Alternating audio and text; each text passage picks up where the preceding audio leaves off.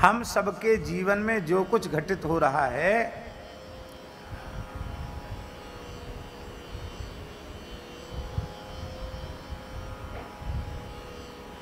वो आकस्मिक नहीं है। हमने तो कुछ किया ही नहीं था, हमने क्या बिगाड़ा था, हमारे साथ ऐसा क्यों हो गया। नहीं, कोई भी क्रिया, कोई भी कार्य अकारण नहीं हो सकता। इसलिए अकारण नहीं हो सकता क्योंकि प्रत्येक कार्य का कोई न कोई कारण होता है। प्रत्येक कार्य का कोई न कोई कारण होता है। कारण दो प्रकार के होते हैं भैया जी, एक दृष्ट और एक अदृष्ट। दृष्ट कारण उसको कहते हैं जो प्रत्यक्ष में हमें दिखाई पड़ता है, और अदृष्ट कारण उसे कहते हैं जो हमारी नजर में नहीं है। वही जन्मांतरीय है। पता नहीं किस जन्म का कौन सा कर्म वह फल देने के लिए इस जन्म में प्रस्तुत हुआ, इसे सर्वज्ञ परमात्मा के अतिरिक्त कोई नहीं जान सकता।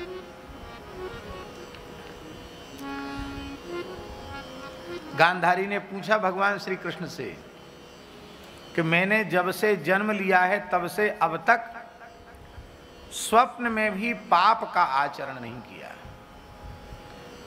पातिव्रत धर्म का पूर्ण निष्ठा से पालन किया है, तो कौन सा ऐसा हमारा पाप था जिसके कारण हमारे रहते हुए हमारे 100 पुत्र मारे गए, एक भी पुत्र अंत्येष्टि के लिए, पिंडदान जलदान के लिए नहीं बचा। तुम तो सर्वज्ञ परमात्मा हो, बताओ, और नहीं तो मैं तुम्हें शाप दे दूंगी। भगवान श्री कृष्ण ने कहा 100 जन्म पूर्व तुमने 10वीं विद्या एकादशी का व्रत किया था, उसके पाप के परिणाम से तुम्हारे 100 पुत्र मारे गए। हम अप्रामाणिक रूप से कोई बात बोलते नहीं है। आप कहेंगे तो हम श्लोक को धृत करके बता देंगे कि कहाँ लिखा है ये बात। इसलिए 2 एकादशी जो होती हैं उनमें वैष्णव एकादशी इसलिए ज़्यादा उत्कृष्ट है कि इसमें 10वीं विद्या का भय नहीं होता है। भले ही द्वादशी में व्रत हो जाए पर 10वीं विद्या का दोष इसमें नहीं लगता। और दूसरी जो एकादशी है इतर पक्ष की, अब हाथ धो के आओ। इतर पक्ष की जो एकादशी है उस एकादशी में ये संभावना बनी रहती है कि कहीं 10वीं विद्या न हो जाए, और हो जाती है, कोई कोई एकादशी हो जाती है। ज्योतिष पढ़ने वाले लोग समझते हैं।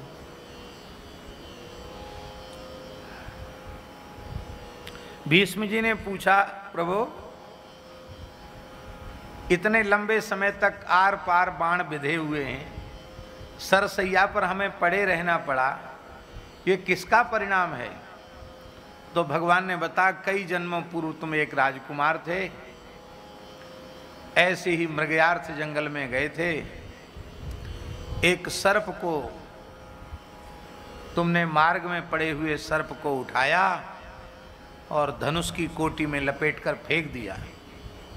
वो तीखे कांटों के ऊपर गिरा, छटपटाया तो कांटे आर पार बिध गए। प्राण तो उसके निकले नहीं थे, जीवित अवस्था में फेंका गया तो धीरे धीरे धीरे धीरे उसके प्राण वहाँ गए। जितने दिन उसको कांटों से बिध के रहना पड़ा, उतने ही दिन तुम्हारे पूरे हो चुके हैं। कितना विचित्र कर्म का हिसाब है। इसलिए मनुष्य को बहुत सावधानी से अपना जीवन व्यतीत करना है।